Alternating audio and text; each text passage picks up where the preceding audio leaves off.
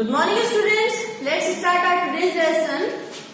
In today's lesson we are going to study the chemical effect of electric current on water.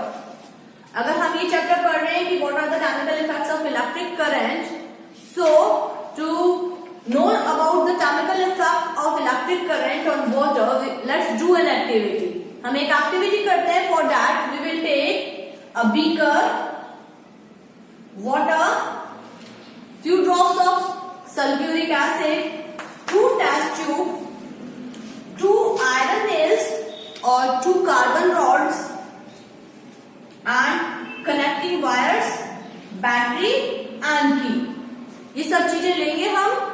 Then first of all we will fill this water 3/4. ये हम 3/4 जो है इस beaker को water से fill कर देंगे. Then we will insert 2 iron nails and connect them with connecting wires. Then add or join a battery and key with these connecting wires. या हमने 2 iron nails ली है या हम कार्बन rods लेंगे, उसको कनेक्टिंग वायर से बैटरी से और की से कनेक्ट कर देंगे. Then we will take 2 test tubes, 2 test tubes लेंगे, fill them with water, completely fill होनी चाहिए up to the brim. Then invert them on these 2 iron nails, और अगर आपने आयरन nail लिए तो उसके ऊपर या कार्बन rods लिए तो उसके ऊपर आप उसको invert कर देंगे. Then we will plug the key. हमने इनको इन्वर्ट कर दिया है, वाटर से फिल्ड है ये. इस वाटर में हम क्या करेंगे, few drops of sulphuric acid add कर देंगे. Because as I told you that the distilled water, the pure water is poor conductor of electricity. So by adding few drops of sulfuric acid we can make it good conductor of electricity. So we will add some drops of dilute sulfuric acid in this water. इस water में हम कुछ drops डाल देंगे ताकि good conductor बन सके. Then we will plug the key. जब हम close करेंगे key को, the electric current will start going through the circuit. And after few minutes we will see the bubbles arising from these 2 electrodes. हम यहाँ से electrodes पे से कुछ bubbles arise होते हुए दिखाई देंगे हमें. This proves that some gases are evolving from these 2 electrodes. In 2 electrodes पे कुछ gases जो हैं वो form हो रही है और वो evolve हो रही है. And gradually we will see that by the lower displacement of this water, नीचे की तरफ water displace हो रहा है और ऊपर की तरफ कुछ gases filled हो रही है. Now after few minutes or 15 to 20 minutes we will take out these test tube carefully so that the gas do not escape out. उनको बाहर निकालेंगे हम इन test tubes को. And when they are inverted we will find that the volume of gas filled in A is just half of the gas filled in the test tube B. A में जो test tube में हम जब ये inverted थी तब हम इसमें डायग्राम में भी देख सकते हैं कि जो A टेस्ट ट्यूब में गैस फिल्ड हुई है इसका वॉल्यूम B टेस्ट ट्यूब में जो फिल्ड गैस है उसका जस्ट हाफ है. या हम कह सकते हैं that the volume of gas filled in B is just double of the gas filled in test tube A. A में जो टेस्ट ट्यूब में जो गैस फिल हुई है वो हाफ है जबकि ये इससे डबल है. Now we will just test these gases that are filled in these test tubes. For that we will bring a burning matchstick just near the mouth of test tube A.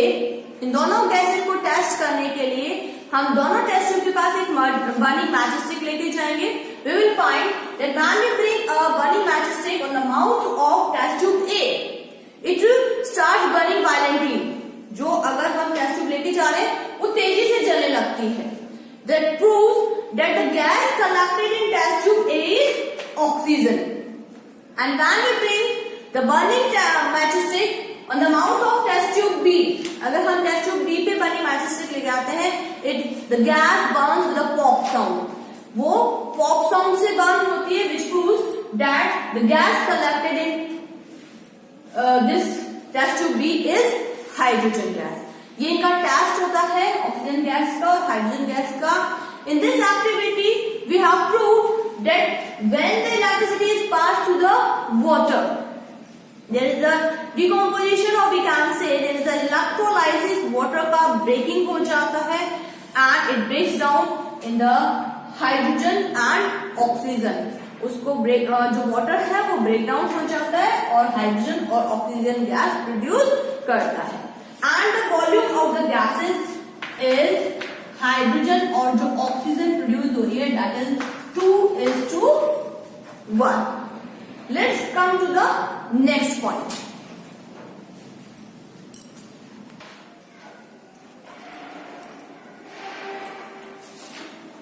So by doing this activity, we conclude that whenever we pass the electric current through a solution, there is a decomposition of the solution. So we can say that the phenomenon of causing chemical changes by passing electric current is called chemical effect of electric current.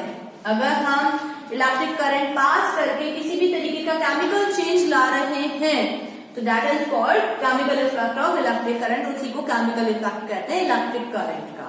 Now the process of chemical decomposition, जिस हमने कहा कि electric current को पास करके हम उसमें कोई chemical effect ला रहे हैं, कुछ केमिकल चेंज ला रहे हैं जिसमें कि उसका जो भी सॉल्यूशन है या जो भी हमने सब्सटेंस लिया है उसका डिकम्पोजिशन भी हो सकता है, ब्रेक डाउन भी हो सकता है.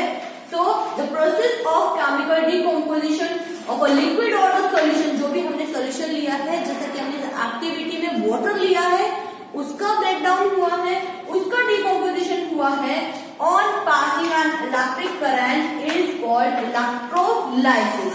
यानी कि हमने वाटर का क्या किया, इलेक्ट्रोलाइसिस किया, इलेक्ट्रिसिटी को पास करके हमने उसको ब्रेक डाउन किया है.